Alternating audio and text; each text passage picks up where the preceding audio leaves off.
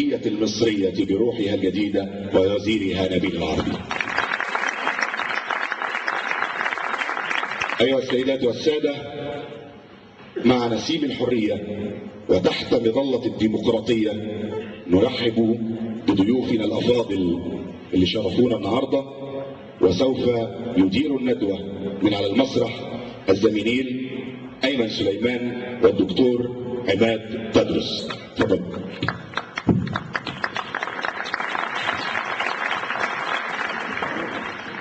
مساء الخير يا جماعه. بنرحب بدكتور ايهاب الخراط، استشاري الطب النفسي وعضو اللجنه التاسيسيه للحزب المصري الديمقراطي الاجتماعي، عضو اللجنه التاسيسيه للحزب المصري الديمقراطي الاجتماعي والناشط والحقوقي، رئيس برنامج العداله والحريه لحقوق الانسان، مؤسس ومدير برنامج الحريه من الادمان والايدز. مرحب بالمهندس هشام عدادي، مقرر اللجنه الاقتصاديه بالحزب المصري الديمقراطي الاجتماعي وعضو لجنه الحشد الجماهيري. تفضل.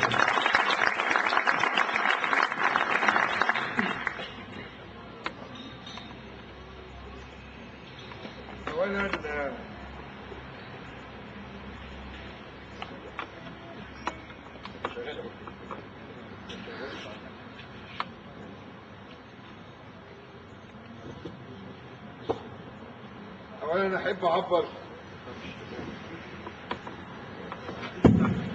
أحب أعبر عن سعادتي البالغة بوجودي معاكم هنا في الغردقة.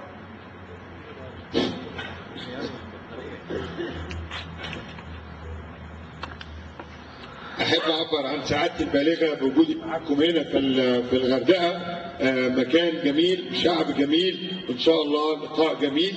وأعتذر عن عدم حضور زميلي العزيزين الدكتور زياد بهاء الدين والدكتور خالد منتصر. الدكتور خالد اضطر ينشغل في الإسماعيلية، والدكتور زياد انتوا عارفين هو من أسيوط وجاله وفد جامد من أسيوط، والأسيوطة ما عندهمش ضيافة يعني، فاضطر يقعد.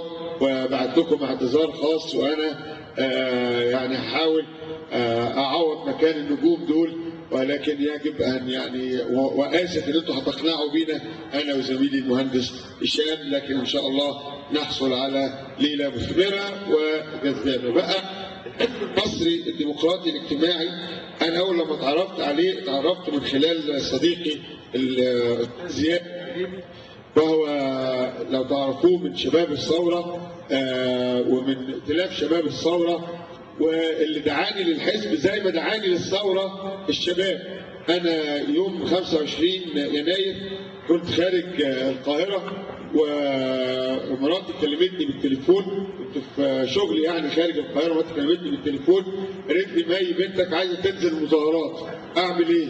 قلت لها انزلي معاها. فهم الاثنين نزلوا المظاهرات، انا انزلي معاها على بال ما جيت.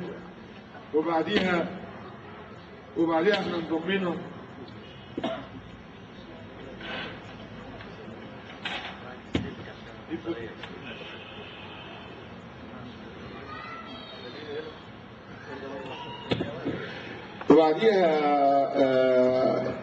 نزل ابني وابني الثاني، واحد فيهم متعور تعويره خفيفه والثاني اتحبس 3 ساعات كده 4 ساعات يوم 28، واحنا خدنا المسيل للدموع لحد لما شفنا الشرطه بتتكسر ودخلنا ميدان التحرير. بقى فكره الديمقراطيه الاجتماعيه ما هياش فكره مبتكره، هي فكره تم تجربها ونجاحها وقادت التقدم في بلاد اوروبا الغربيه اللي حصلت على نهضات اقتصاديه ونهضات في العداله الاجتماعيه، محققه تجارب في الواقع زي السويد، زي انجلترا، زي الدنمارك. الدول دي كلها حققت التقدم بتاعها من خلال الاحزاب اللي مارست الديمقراطيه الاجتماعيه، والاحزاب اللي بتسمي نفسها الاحزاب الديمقراطيه الاجتماعيه، المانيا الغربيه سابقا والمانيا حاليا. واهم من كده الدول اللي زي حالتنا، البرازيل، الحزب الديمقراطي الاجتماعي هو اللي قاد التقدم الاقتصادي والاجتماعي هناك، والهند وبلاد اخرى كتيره اللي هي قفزت قفزات حقيقيه في الديمقراطيه وفي العداله الاجتماعيه. بقى الفكرة دي كمان مش غريبة على مصر، الفكرة دي نابعة من مصر، وأنا هشرح إعلان المبادئ اللي بين إيدين حضراتكم من خلال اللي قاله الشعب المصري. يعني زي ما يكون الشعب المصري طواق لهذا النوع من التعامل السياسي، طواق لتعامل سياسي بيقول عيش، حرية، كرامة إنسانية، عدالة اجتماعية، سلمية. الشعب المصري خرج بشكل رائع وعبر عن وعي عجيب جدا في هتافاته دي، وهو بيطالب بكده. بقى الإنسان العادي زهقان من الفساد القديم، الطروحات الاستبدادية، التعصب الايديولوجي، التعصب الديني، التعصب والاستبداد السياسي. الناس اللي بتقول له احنا هنحل لك المشاكل، هم بيقولوا لا، احنا عايزين حريتنا، عايزين كرامتنا، واحنا اللي هنجيب العيش، واحنا اللي هنحمي الحرية. والنهارده لحد دلوقتي الثوره لسه ما خلصتش، الثوره خلصت جزءها الاول، لكن دلوقتي ده الجزء الاهم اللي الشعب المصري فيه ابتدى يعني يقول احنا لازم ننظم نفسنا عشان نحمي الشعارات دي. الشعب اللي كان بيهتف مدنيه مدنيه، اللي كان بيهتف شعبيه شعبيه، واللي هتف الخمس شعارات اللي انا هشرح بيهم المبادئ بتاعنا، لسه لازم يقف النهارده مره ثانيه عشان يدافع عن المبادئ دي. وما عادش حد يقول تعطيل عجله الانتاج. احنا اتفقنا دلوقتي ان احنا هنشتغل 6 ايام في الاسبوع، ويوم الجمعه بدل ما هنروح الاستاد هنروح ميدان التحرير. والمفاوضات ما تسمى المطالبات الفئويه. المطالبات الفئويه دي هي تعبير لشعب بس عطشان شرقان شويه باللغه العاميه على ان هو ياخد حقوقه، وعارف مين فاسد، وعارف مين بيضيع حقوقه، ومش واثق في الاداره بتاعته. الوسيله الوحيده ان احنا نخرج من المأزق بتاع المفاوضات دي مش مزيد من القمع، المظاهرات دي مش مزيد من القمع او ترقيص الحريات، لا بالعكس. الوسيله الوحيده انك تبني ثقه مع الناس دول، وتدي للناس دول الادوات اللي هو يحس بيها ان انا بشارك في الانتاج اللي بيحصل في بلدي، وبشارك في الطريقه اللي بلدي تتبني بيها وهتتبني بيها الوقت اللي جاي.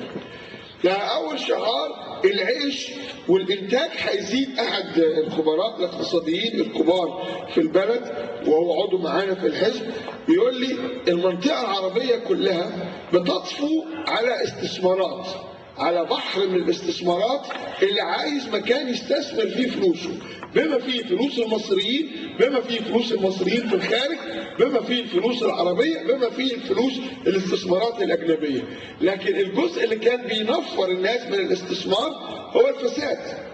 ده عنصر اساسي. واحد صاحبي بيقول لي هو كان بيشتغل في شركه بترول، فبيقول لي احنا شركه البترول بتاعتنا قدمت على عشان يحفروا بير يعني البترول وكده، رحنا قدمنا على البير ده، فقالوا لنا قلنا لهم هنكلف 6 مليون دولار نحفر البير ونجهز المكان وبتاع، فقالوا لنا لا انتوا هتاخدوه ب 18 مليون دولار.